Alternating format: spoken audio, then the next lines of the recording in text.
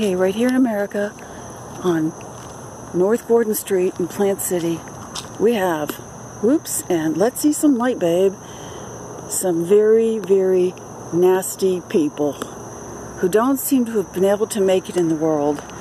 So they're holding on to this little piece of church that says, what? Yeah, this is the only way we get to be somebody. Unfortunately, I haven't planned this. This is Sunday service. You're welcome. When I first came here, these posts were all yellow, like they'd been peed on. Should have left them that way. I painted them white. The mailbox over there was painted, and that guy next door is the cat hoarder I write about frequently. And straight ahead is the walkway and the sandy sidewalk that attracts, the sandy driveway that attracts all of the cats from the next door hoarder here in Gordon Street. Tonight all the cars from the AA meeting pulled out of here. They pulled out after they had their meeting where they worship themselves, it appears, with the reverend who mostly talks about what's below his waist when he's not giving his speeches. And a place that I've come to see is pure evil in the last 12 months of my life. And although I've made it clear that I wanted out of here as soon as I got my first SS check, because I've hit 62, these people have still become more and more manipulative and arrogant and greedy. They have tons of health care. They talk about how much health care they have. The Reverend has 2 businesses. He understands code because he makes drafts for houses to make them to code. He is a Reverend at the Unity Church, and his wife works as a stenographer. That means she copies people in the legal system. She doesn't really understand law or justice, and sure as hell doesn't care about justice. But she can become a bully in a matter of seconds, just like attorneys or people wannabes, I say, in a law school. I really despise those people because they didn't care about substance or what was supposed to be about, or the Magna Carta, which we don't care about now anyways, but didn't have the idealistic kind of zeal to go into school to begin with. They just wanted to be there so they could get something, and that's all she wants. She runs a so-called sanctuary for animals. This summer, she said to me when the man's hoarder next door's little kittens were coming into the yard, scoop them up, I'm going to take them with me. Within a matter of months, all of the kittens that came from one mother were dead. And then she told me she was having a hard time working with kittens. She wasn't going to do it again because they were all dying. She was mixing the healthy ones with the sick ones. And again, she spent some time telling me how she couldn't do this and couldn't do that and needed help and needed money, and they needed a fence around them so she could be protected. And soon enough I was to find out why she was needing protection, because she lies frequently about what she does with the animals. She takes them and gets them fixed and says she's rescuing them. They didn't need to be rescued from here. She rescued them by picking them up and dropping them off somewhere else so they wouldn't be a problem to her husband's church, so they could get some money and some connections with the city, who act as bullies when they need them to. It is a very nasty group of people. Under 5 people come to this church. They don't have any teaching days. The money that comes in here sometimes is probably never reported. I worked one night all night so they could have a wedding so the Reverend could get money to pay for his cats. He spent most of the time during the hurricane, and I found out from working with the New York Times, people during a hurricane really show their, what Sun Tzu says, it's that moment when they show just, what they're worth, what they're about. Most of them aren't about a lot. And all he did was talk about how stupid his wife was, how she had a drug habit, and that was the need to feed over 300 cats and 100 birds, and then they would run around and pick up animals that needed rescue, and feed the animals at Publix by violating Publix property and trespassing on it, but they wouldn't come back here and feed these animals that were here on North Gordon Street. No, in fact, they just got in a big argument with their neighbors, and I'm not here to talk tonight about that. I'm here to talk about what the last thing they did was to come to me at 10 o'clock at night after I had been working nonstop for them for months and just wanted to get some job, look for time to look for myself for a job, get myself together, get some help because I'd lost my car in large part because of them. They drove me into the ground, literally. And after I got rid of my car, I couldn't go anywhere, and then they became very possessive and abusive. Man stood in this driveway. I asked the UPS to come early one day, stood in this driveway and stood between me and going out to the UPS because he said, they're not coming for you. They're not coming. The only person that's going to help you is me. Oh, how much more cult can you be? And I kept the line open to the UPS, and finally the girl came right up to the driveway, and I walked right by him to give her the title to my car so I can get a $3,000 check in the mail. Here's one of the, not so famous kitties of Gordon Street. They're adorable cats. They play a lot of ball. It's a beautiful place because nobody's ever here. And I have a feeling all they're doing is holding on to this property so they can turn it or so they can use it because their primary residence is so overrun with cats and they have rats in the walls and so many other problems that sometimes they just don't want to be there. They want to come here and get things done. They're an incredible amount of liars. I've donated a lot of things to this church. I've cleaned it constantly. I just wanted to get through this time.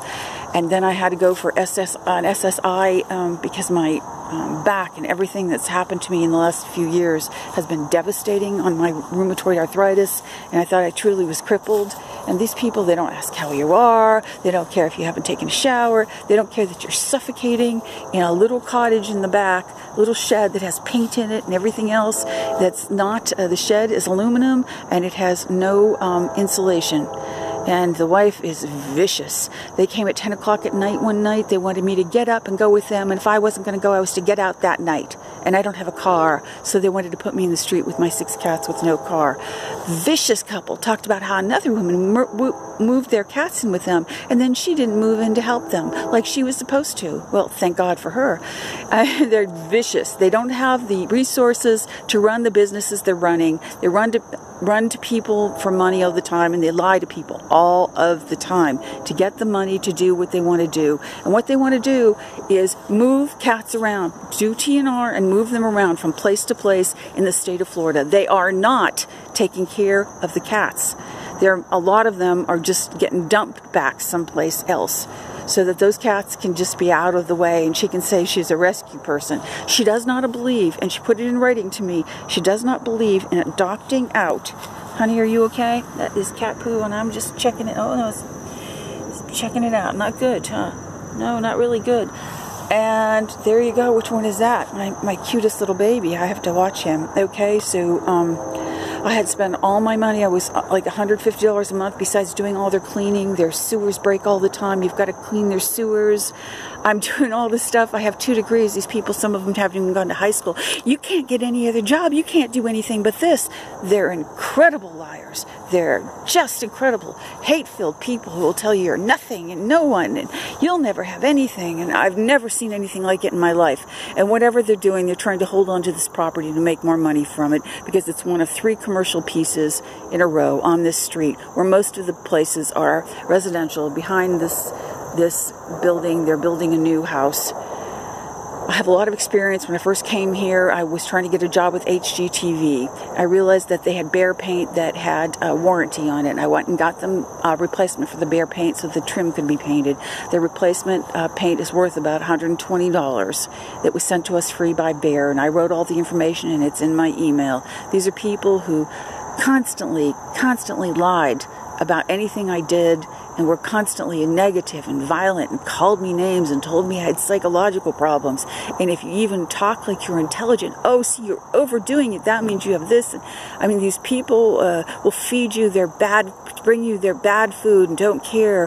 When she got done on Sunday, the Sunday after I said no to them and called the police to document the harassment I've been undergoing, they turned off the electricity in the little shed, changed the locks in the church, which was fine. Probably smart move for anybody who's a landlord. But they turned off the electricity in the shed and threw my food out the door. It was SNAP food. And you know, if you're on SNAP and you don't have a dime of income coming in, it's really important that you have it. So today, when I finally got a hold of Internal Affairs, because the police had told me, oh, we're going to keep this on the down low, we're not reporting this. I said, you need to report this. He said, oh, no, that's a code violation. I said, well, if it is, the guy who runs the place actually makes buildings to code. So that is extortion. The guy knows what he's doing. He's an expert at his job.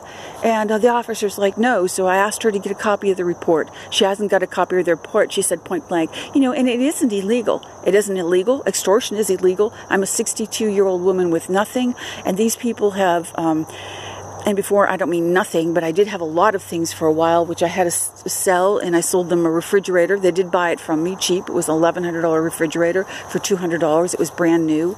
I you know, had a lot of things when I left my house, and then I just became under attack constantly. Because I had cats, I was extorted for money in a lot of places, and I had to drive and drive and drive and couldn't find a place to stay, even a place to park in Florida. It's about extortion town now, and they really love it. They actually love it. And there are high school individuals who inherited a little money from someone who all of a sudden have power and want to bowl you over. Right now I'm calling the FDLE in the morning. If I don't get some action from them, I'm taking this any place I have to take it. And I mean any place. And that if I have to go to people who are animal haters and wants everything destroyed, I want action. I'm tired of listening to these people in rescue who are only interested in themselves, and many of whom are involved in the same cycle that these people are involved in. Because most of the reason that cats are homeless and running around like this is they're abandoned by people losing their homes. It's the legal system and the real estate and developers market that is doing this. Because I just came out of this myself, and I think that's the reason I'm a target here. Because I fought for 5 years to let the courts know exactly what the situation is, to have documented evidence in court. People don't like that. They like an unequal playing field. The banks don't like that. The bank had a fit. Why are you doing this? They like an unequal playing field where people don't know what is going on. That works for them. It all works for them. And I'm looking to see what kitty I have here, because I've been looking for a cat for a while now who I really miss. And on this, isn't it? Okay, so here we go. And there are the kitties, which I keep in back because the AA people have threatened to run them over, or say they might be run over, or whatever. They don't need to be responsible for anything. They're drunks. Oh, that's even what the Reverend says. The Woods, Jean Wood, is running Fur and Feather Farms under the auspice of saving animals. She's not saving animals. She's becoming part of and creating a cycle that's going to make it worse. They'll have maybe 2 years of life someplace. My own pets, last time I had pets, lived for 20 years. She does not believe, and she wrote it in writing, she does not believe in adopting out adult animals. It can't be done. No one does it. That's what she told me. I've been working with different rescues for years, all who adopt animals who are adults, and the animals we were talking about were 10-month-old kittens. So she had them ear-tipped and was going to throw them out in the woods somewhere. The only word I can use for her is total fucking bitch who's been working in the legal system. All these people pay attention to her. She thinks she's part of the system and one of them. Roy Black, where the fuck are you? Because you ought to let her know the only part of the system she is a system you put handcuffs on. Thank you. And good night from Plant City, Florida. It is February 28th, 2018. Bye.